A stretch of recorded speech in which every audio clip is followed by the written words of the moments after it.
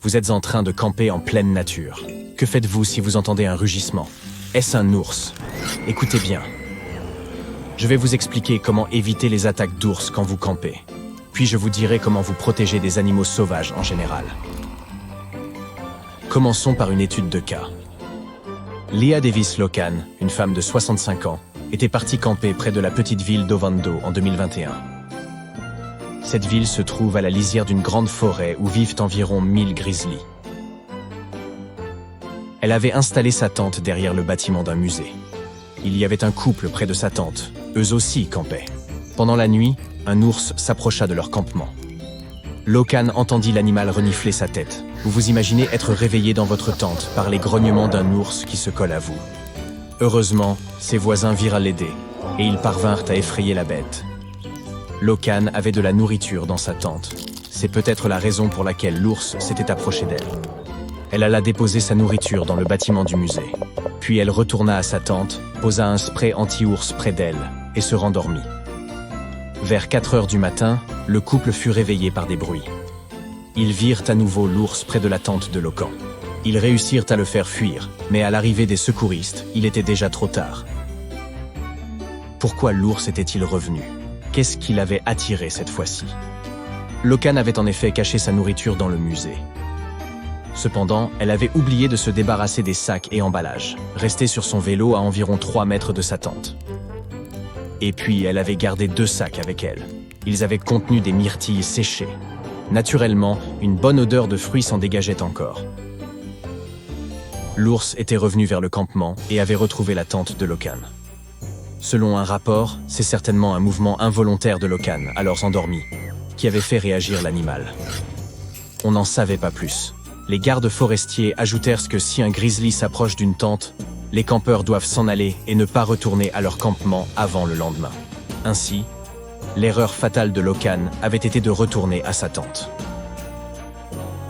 L'ours fut euthanasié après cet incident. On l'avait retrouvé dans un poulailler, pas très loin. Tout cela pour dire qu'entreposer de la nourriture de la mauvaise façon peut avoir des conséquences pour les animaux et les personnes. Les choses se seraient-elles passées différemment si Locan avait employé la technique du triangle anti-ours? Cette technique permet aux gens de camper en sécurité dans les zones sauvages.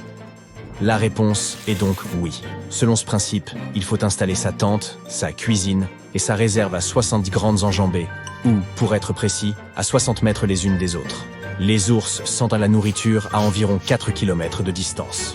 Ainsi, dans l'histoire qui précède, c'est ce sac de myrtilles qui l'avait attiré jusqu'à la tente de Locan. Même si vous gardez vos aliments dans un contenant fermé, un ours peut s'approcher par curiosité. Mais si vous placez votre nourriture à l'écart, vous serez en sécurité. Tout d'abord, vous devez trouver un endroit sûr où dormir.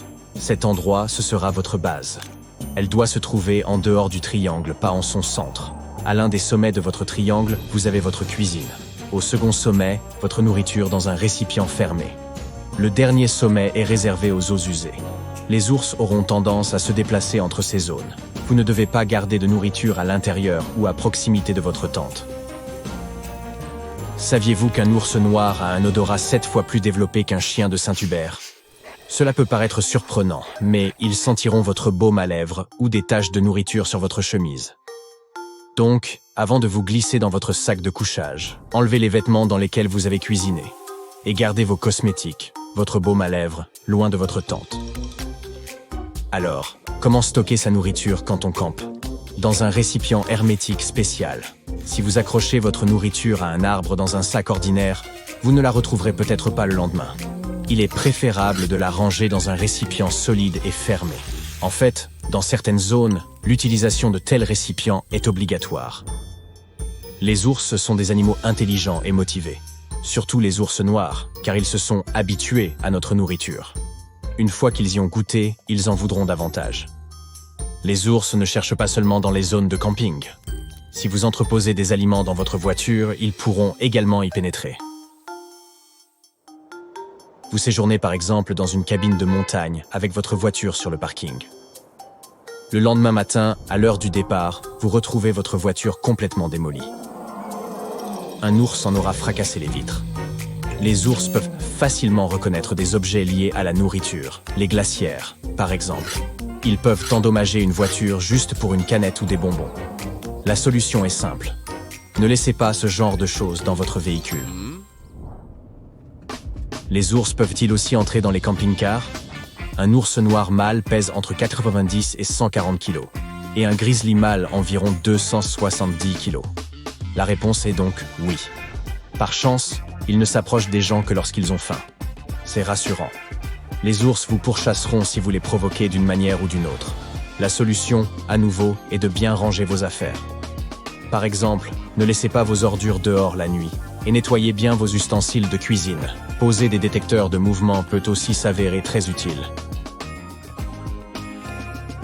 À propos de détecteurs, je tiens à mentionner un nouveau gadget très pratique, le BearDar. C'est un jeu de mots. Il s'agit d'un radar de la taille d'un iPad. Cet appareil est conçu pour détecter les ours polaires. Dans certaines parties du monde, les ours s'installent de plus en plus souvent près des habitations, à la recherche de nourriture. Quand ils tombent sur des gens, ça ne se termine pas bien. Ces radars servent à empêcher ces rencontres. Comme leur terrain de chasse naturel se dégrade, les ours blancs entrent souvent dans les villes pour fouiller les poubelles. Ces radars portatifs avertissent les résidents qu'un ours est dans le coin. Si une personne veut sortir de chez elle, elle sait ainsi si la zone est sûre ou non. Comment ça marche? Eh bien, le gadget se compose d'un radar et d'une caméra. Il lui faut une connexion réseau pour transférer ces données à un serveur, puis à un ordinateur ou à un téléphone. Voici quelques autres conseils pour se protéger des animaux sauvages. Que faire si vous vous retrouvez nez à nez avec un ours? Ça va être dur, mais ne courez pas et n'essayez pas de grimper à un arbre. Vous devez rester calme et reculer lentement. Ne tournez pas le dos à l'animal. Agissez comme si vous étiez le prédateur plutôt que la proie. Certains disent que si un ours s'approche de vous, vous devez vous allonger et faire le mort. Protégez votre cou avec vos mains et votre visage avec vos coudes. Vous aurez sans doute l'impression que le temps s'est arrêté. Mais restez ainsi aussi longtemps que possible, car l'ours pourrait venir vous renifler. Si vous vous levez trop tôt, l'ours s'intéressera à vous. S'il essaye de vous mordre, battez-vous de toutes vos forces. Le principe, c'est de laisser de l'espace aux animaux pour qu'ils puissent partir. Si vous voyez un serpent, reculez. Si c'est un élan, encore une fois, laissez-lui de l'espace. L'élan vous avertit de le laisser tranquille en secouant la tête ou en claquant des lèvres. S'il vous poursuit, courez. Cherchez un endroit où il y a des arbres qui le ralentiront. Les écureuils sont très mignons et on a souvent envie de les nourrir. Mais n'oubliez pas que ce sont des animaux sauvages et que vous êtes sur leur territoire. Vous ne devez pas non plus faire de la randonnée la nuit. Vous ne pouvez pas savoir avec certitude ce qui vous attend. Suivez ces règles et profitez des magnifiques paysages.